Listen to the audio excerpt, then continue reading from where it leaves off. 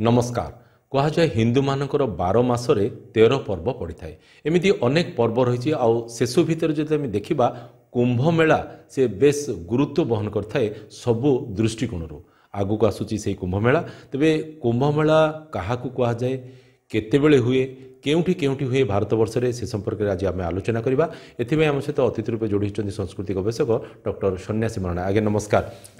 जमती आम रथ यात्रा आसिले बहुत खुशी अनुभव कर ठीक से कुंभ मेला आसिले भारत वर्षर विभिन्न प्रांतर लोक मैंने भक्त श्रद्धालु मैंने साधु सन्त मैंने बहुत आनंद प्रकाश करते समस्त जमीक अपेक्षा गोटे रही है। तो ये जो कुंभ मेला आसूची ताहा केते दिन व्यापी अनुष्ठित हो केते वर्ष को थरे ता हुए आ कौन तार सब गुरुत्व रही देखंतु जदि भारत वर्षर सबुठु बड़ धार्मिक पर्व केउठी बोली कहबा ता होची कुंभ मेला। तेबे कुंभ मेलार एक शास्त्रीय मान्यता मध्य अछि। कुंभ मेला केउठी काईकी आरंभ होला तेबे कुहा जे भारतर जो तीर्थ स्थान गुड़ाक अच्छी से तीर्थ स्थान मध्यरु प्रथम होची आपणकर हरिद्वार गंगा नदी कूल प्रयागराज जो त्रिवेणी अच्छी गंगा जमुना सरस्वती अदृश्य भाव में प्रभावित होती। तृतीय हूँ उज्जैन जो महाकालेश्वर स्वयं महादेव शिव ज्योतिर्लिंग भाव में शिप्रा नदी कूल अवस्थापित अच्छा। चतुर्थटी हूँ नासिक जो त्रयंबकेश्वर महादेव सेठी गोदावरी नदी कूल जो गोदावरी उत्पत्ति होती सेठी अच्छा। तेबे चारि जगार प्रति 4 वर्ष अंतराल 12 वर्षर अनुक्रम 4 थर कुंभ अनुष्ठित हुए। यह सहित वर्ष को 2 थर हरिद्वार एवं प्रयागराज रे प्रति 6 वर्ष थे अर्धकुंभ अनुष्ठित हुए। किंतु वर्तमान 2025 मसीह जो कुंभमेला आयोजित होउची जो कुंभमेला जनवरी 13 तारीख रु फेब्रुआरी 26 तारीख पर्यंत दीर्घ 44 दिन व्यापी अनुष्ठित होब। यह होची महाकुंभ मेला अर्थात यह 144 वर्षर संयोग वस्तु बर्तमान यह पड़ी।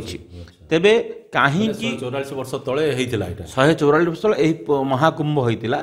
तेबे प्रति वर्ष 6 वर्ष अर्धकुंभ एवं 12 वर्ष पूर्णकुंभ हुए। तेबे यही पूर्णकुंभटी 2013 मसीह प्रयागराज अनुष्ठित होता। तेबे यही वर्ष ताकू महाकुंभ बा पूर्णकुंभ बोली कहुए। महाकुंभ मेला जो ये जोटा अनुष्ठित हम कहते प्रयागराज रे अन्य जो 3टी स्थान कहले सेठी भी केबे हेइथिला पुणी 4 वर्ष अंतराल उज्जैन रे हबो एवं 4 वर्ष नासिक रे हबो से अंतराल रे ही हबो। किंतु प्रयागराज रे जो कुंभ मेला अनुष्ठित होउची ताहा संपूर्ण भिन्न एवं विचित्र कहीं ना त्रिवेणी स्नान बोली कहा जाए। तेबे कुंभ मेला कहीं हुए तार गोटे बड़ धार्मिक विचारधारा रही। जेतेबेले आपणकर समुद्र मंथन प्रक्रिया होती समुद्र मंथन हलाहल विष बाहरी नंदिनी गाई बाहरी उच्चश्रवा अश्व बाहरी ऐरावत हस्ती बाहरी पारिजात पुष्प बाहरी विभिन्न द्रव्य बाहर महालक्ष्मी बाहरी विभिन्न द्रव्य बाहर शेष धन्वंतरी जी अच्छा सी अमृतर कलश नहीं बाहरी। जो कुंभर प्रकृत अर्थ हूँ कलश। तेबे जो कलश नहीं कि बाहरिले से कलश नहीं कि बाहरला परे देवता एवं दानव मानक मध्य जो युद्ध होला से युद्धटी 12 दिन युद्ध होता। एवं जेतेबेले धन्वंतरी कलश नहीं कि बाहरी थिले धन्वंतरी हाथरू इंद्रंकर जे पुत्र थिले जयंत ताकू नेकी पलई जाइथिले एवं नबा समय से 4 जगार से कलश को रखी देइथिले बा थोई देइथिले। से जगार कह जाउची जेहेतु अमृत से परिपूर्ण होता टोपाए टोपाए अमृत से तीर्थ मानक से जगह मानक से स्थान मानक पड़ जाइतिला। खगोलीय विचारधारा एवं ज्योतिष शास्त्र मत अनुसार से निर्दिष्ट दिन मानक जो निर्दिष्ट दिन को विचार कराए से दिन मानक से अमृतर उद्गीरण हुए बा से अमृतर सृष्टि पुनः हुए एवं सेठी स्नान कले कह जाए मनीष समस्त प्रकार धर्म अर्थ काम मोक्ष चतुर्भर्ग फल प्राप्त करने सहित मोक्ष प्राप्त करे। जो कथाटी जननी पुनरपि जन्म पुनरपि जननी जठारे जो मत अच्छी से मत अनुसार आमर जन्म चक्र चली आम जन्म होती मरुंच आउ गोटे जोनि की गमन कर मुक्ति पाइबापी समस्ते प्राणी माने चाहती जे गंगा स्नान करती प्रयागराज स्नान करती त्रिवेणी स्नान करी महाकुंभ स्नान कले पुनर्जन्म हेनी संपूर्ण मोक्ष प्राप्त कर। तेज गोटे सुंदर उपाख्यानटी आसला यही जो स्नान कर विधान कौन अच्छी प्रकृति में से ही दिन अनुसार आपणकर प्रथमे जनवरी 13 तारीख दिन आपणकर पौष मास पूर्णमी पड़ो से दिन प्रथम स्नान शाही स्नान अनुष्ठित हो। 4टी शाही स्नान अनुष्ठित हुए ଏବଂ ଦ୍ୱିତୀୟ ସ୍ଥାନଟି ଆସିବା ଆପଣ 14 ତାରିଖ ମକର ସଂକ୍ରାନ୍ତି ଦିନ। ତୃତୀୟ ସ୍ଥାନଟି ଆପଣଙ୍କର ଆସିବ ଆସିକିରି ମାଘ ପୂର୍ଣ୍ଣମୀ ଦିନ। ଚତୁର୍ଥ ସ୍ଥାନଟି ଶିବରାତ୍ରି ଦିନ। এই বিধান 4টি স্নান এই 4টি স্নান 4 দিন সাহি স্নান হব। যে 13 গোটি আখড়া অଛନ୍ତି ଯେଉଁଥିରେ ନାଗା ସାଧୁମାନେ ନିରଞ୍ଜନୀ ଆଖଡ଼ା ସାଧୁମାନେ ବିଭିନ୍ନ ଆଖଡ଼ା ସାଧୁମାନେ ଅଛନ୍ତି ସେମାନେ ନିଜ ଇଷ୍ଟଙ୍କୁ ନିଜର ଅସ୍ତ୍ରଙ୍କୁ ନିଜକୁ ସ୍ନାନ କଲା ପରେ ସାଧାରଣ ଭକ୍ତମାନେ ସ୍ନାନ କରିବେ। ପ୍ରଥମେ ସେମାନେ ସ୍ନାନ କରିବେ, ଦେବତାଙ୍କୁ ସ୍ନାନ ହେବ, ତାପରେ ସାଧୁସନ୍ଥ ସ୍ନାନ କରିବେ ଏବଂ ତାପରେ ସାଧାରଣ ଲୋକ ସ୍ନାନ କରିପାରିବେ। ତେବେ କୁହାଯାଉଛି ଏହି ସମୟରେ ଗଙ୍ଗା ସ୍ନାନ କଲେ ସ୍ୱତଃ ପୁଣ୍ୟର ଫଳ ପ୍ରାପ୍ତ ହୋଇଥାଏ। ଯେଉଁ କଥାଟି ବିଚାର କରାଯାଇଛି ବାରୁଣୀ ସ୍ନାନ ବା ଗଙ୍ଗା ସ୍ନାନ ବା ଯେଉଁ ବିଚାର କରାଯାଇଛି ଯେ ପୁଣ୍ୟତର ସ୍ନାନ ଆମ ହିନ୍ଦୁ ସନାତନୀ ମାନ୍ୟତାରେ ଏକ ବିଶେଷ ପ୍ରାଧାନ୍ୟ ସ୍ନାନ। ବିନା ସ୍ନାନରେ କୌଣସି ଧର୍ମ କାର୍ଯ୍ୟ ହୁଏନି। କୁହାଯାଏ ଯଦି ସେଠି କିଏ ସ୍ନାନ କରନ୍ତି ତାହେଲେ 7 ପୁରୁଷକୁ ଉଦ୍ଧାର କରିବାର କ୍ଷମତା ମଧ୍ୟ ସେ ଧାରଣ କରନ୍ତି ଏବଂ ସିଏ ଦାନ ପୁଣ୍ୟ ସମସ୍ତ ପ୍ରକାର ଫଳ ସେ ସ୍ନାନରୁ ହିଁ ପ୍ରାପ୍ତ କରନ୍ତି। ତେଣୁ ବିଧିବିଧାନ ମୁତାବକ ପ୍ରତିବର୍ଷ ପ୍ରତି 12 ବର୍ଷରେ ଥରେ କୁମ୍ଭମେଳା ହୁଏ ଏବଂ 4 ବର୍ଷ ଅନ୍ତରାଳରେ ଏ 4 କ୍ଷେତ୍ରରେ କୁମ୍ଭମେଳା ପ୍ରାୟୋଜିତ ହୋଇଥାଏ, ଯେଉଁଠି ଆମ ହିନ୍ଦୁମାନଙ୍କର ବଡ଼ ମାନ୍ୟତା ଥାଏ।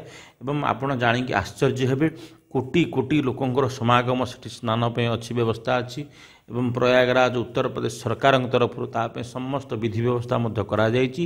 ସାଧୁ ସନ୍ଥ ସନ୍ନ୍ୟାସୀ ବିଭିନ୍ନ ପ୍ରକାର ଆଖଡ଼ାର ବ୍ୟକ୍ତିବିଶେଷ ବାବାଜୀମାନେ ନାଗା ସାଧୁମାନେ ସ୍ୱତନ୍ତ୍ର ଭାବରେ ସେହି ସମୟରେ ଦେଶ ସାରା ଯେଉଁମାନେ ଭ୍ରମଣ କରିଛନ୍ତି ସେମାନେ ଏଇ 4 ଦିନ ଆପଣଙ୍କର ପ୍ରୟାଗରାଜରେ ଏକାଠି ହୋଇକି ସ୍ନାନ କରିବେ, ସାହି ସ୍ନାନ କରିବେ ଏବଂ ପୁଣ୍ୟ ଅର୍ଜନ କରିବେ। ଏ ସମ୍ପୂର୍ଣ୍ଣ ବିଶ୍ୱ ଦେଖିବ ସନାତନ ଧର୍ମର ପରମ୍ପରା କେତେ ବଡ଼ ମହାପରମ୍ପରା, କେତେ ଶକ୍ତିଶାଳୀ, କେତେ ବିଶ୍ୱାସପୂର୍ଣ୍ଣ ଏବଂ କେତେ ବଡ଼ ସମ୍ପ୍ରଦାୟର ମହାମିଳନ। ତେଣୁ ସବୁବେଳେ ଗୋଟେ କଥା କୁହାଯାଉଛି କୁମ୍ଭ କହିଲେ ଏକ ବଡ଼ ସମାଗମକୁ କୁମ୍ଭ ବୋଲି କୁହାଯାଏ ଏବଂ ଯେଉଁ ଅମୃତ କଳସ ନେଇକି ଆସିଥିଲେ ସେହି କଳସ ସଂସ୍ଥାପନର ବିଧାନକୁ ନେଇକି କୁମ୍ଭ ସ୍ନାନ ବା କୁମ୍ଭ ମେଳା ବୋଲି ମଧ୍ୟ କୁହାଯାଇଛି। ଏହି ପରମ୍ପରା ହଜାର ହଜାର ବର୍ଷ ହେଲା ଏଠି ଚଳି ଆସୁଛି ଏବଂ ଆଗକୁ ମଧ୍ୟ ଏ ମାନ୍ୟତା ଅନୁସାରେ ଆମେ ଚାଲିବା ବୋଲି ବିଚାରିବୁ। 4 ଦିନ ଆପଣ କହିଲେ ନା 44 ଦିନ ତାର ଚାଲିବ, ଅବଧିଟା ରହିବ 44 ଦିନ ମହାକୁମ୍ଭ ମେଳାର, କିନ୍ତୁ 4 ଦିନ ସ୍ନାନ କରିବେ।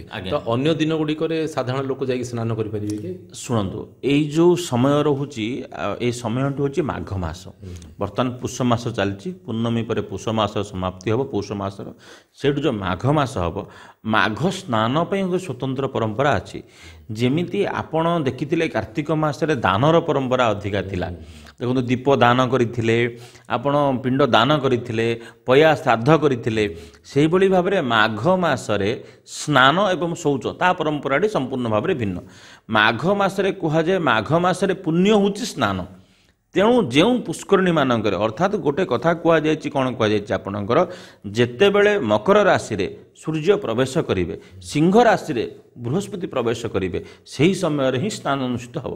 ଅର୍ଥାତ୍ ଏହି ସମୟରେ ଦେଖିବେ କୁହାଯାଏ ଏକା ମାଘରେ ଶୀତ ଯାଏନି, ପାଗ ସମ୍ପୂର୍ଣ୍ଣ ଥଣ୍ଡା ଥିବ, ଆପଣଙ୍କ ଶରୀର ଭିତରେ ଗରମ ଥିବ। ଯେଉଁ ପୁଣ୍ୟତ ଜଳ, ଯେଉଁ ଜଳ ଗଙ୍ଗା ଜଳ ଯେଉଁ ହିମାଳୟରୁ ପ୍ରବାହିତ ଆସିଛି ସିଏ ମଧ୍ୟ ଟେମ୍ପରେଚର ବହୁତ ଭଲ ହୋଇଥିବ। ଯେହେତୁ ସିଏ ଦେଶ ସାରା ସେ ବିଭିନ୍ନ ଜଡ଼ିବୁଟି ଗଛପତ୍ର ଅଞ୍ଚଳ ଦେଇକି ଆସିଛି, ତା ଭିତରେ ସେ ଲୌହ ଶକ୍ତି ବା ସେହି ଆପଣଙ୍କର ଦୈବୀ ଶକ୍ତି ଥିବ, ଯେଉଁଥିରେ ସ୍ନାନ କଲେ ଆପଣଙ୍କର ଶରୀର ଔଷଧ, ଯେଉଁଥିରେ ସ୍ନାନ କଲେ ଆପଣଙ୍କର ଶରୀର ସୁଦୃଢ଼ ହେବ ଏବଂ ଆପଣ ମାନସିକ ସ୍ତରରେ କାୟିକ ସ୍ତରରେ ଉନ୍ନତ ହେବେ।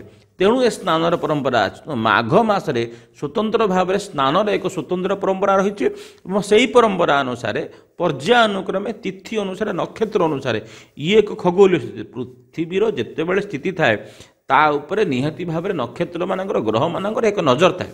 ସେ ନିର୍ଦ୍ଦିଷ୍ଟ ଜାଗାରେ ଯେତେବେଳେ ସେହି ସଂଯୋଗ ଘଟେ, ଯେ ସଂଯୋଗ ଘଟେ ଯେ ମକର ରାଶିରେ ସୂର୍ଯ୍ୟ ପ୍ରବେଶ କରିବେ ଏବଂ ସିଂହ ରାଶିରେ ବୃହସ୍ପତି ପ୍ରବେଶ କଲେ ଏହି ମହାକୁମ୍ଭ ଅନୁଷ୍ଠିତ ହେବ ବା ପୂର୍ଣ୍ଣକୁମ୍ଭ ଅନୁଷ୍ଠିତ ହେବ, ଯାହା ସଂଯୋଗବଶତଃ 112 ବର୍ଷ ପରେ ମହାକୁମ୍ଭ ଏବଂ 12 ବର୍ଷ ପରେ ହରିଦ୍ୱାରରେ ପୂର୍ଣ୍ଣକୁମ୍ଭ ହୋଇଛି।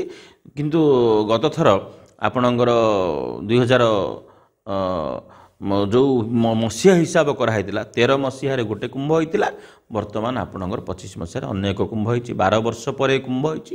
ତେଣୁ ସମସ୍ତ ଶ୍ରଦ୍ଧାଳୁ ମାନେ ଏ କୁମ୍ଭରେ ଯାଇକି ଯେଉଁ କୁହାଯାଏ ଗଙ୍ଗା ସ୍ନାନ କଲେ ସମସ୍ତ ପାପରୁ ମୁକ୍ତ ହୁଏ ଏବଂ ପୁଣ୍ୟ ଫଳ ପ୍ରାପ୍ତ ହୁଏ, ସେହି ବିଶ୍ୱାସକୁ ନେଇ ସମସ୍ତେ ଯାଆନ୍ତି କୁମ୍ଭମେଳାରେ ସ୍ନାନ କରନ୍ତି। ନିଶ୍ଚିତ ଆମେ ସେ କଥା ହିଁ କହିପାରିବା, ବିଶ୍ୱାସ ହିଁ ସବୁକିଛି। ଯଦି ବିଶ୍ୱାସ ଅଛି ତାହେଲେ ଠାକୁର ଅଛନ୍ତି, ଆଉ ବିଶ୍ୱାସ ଅଛି ତାହେଲେ ସବୁକିଛି ଅଛି। ଆଜିର ପ୍ରସଙ୍ଗକୁ ଏଇଠି ରଖି ଆପଣଙ୍କ ସାଥୀ ପ୍ରକାଶ ପରିଣାଟି ବିଦାୟ ଦିଅନ୍ତୁ। ପୁଣି ଥରେ ଆଉ ଏକ ପ୍ରସଙ୍ଗ ନେଇ ଆପଣଙ୍କ ସହିତ ଆମେ ଯୋଡ଼ି ହେବୁ। ନମସ୍କାର।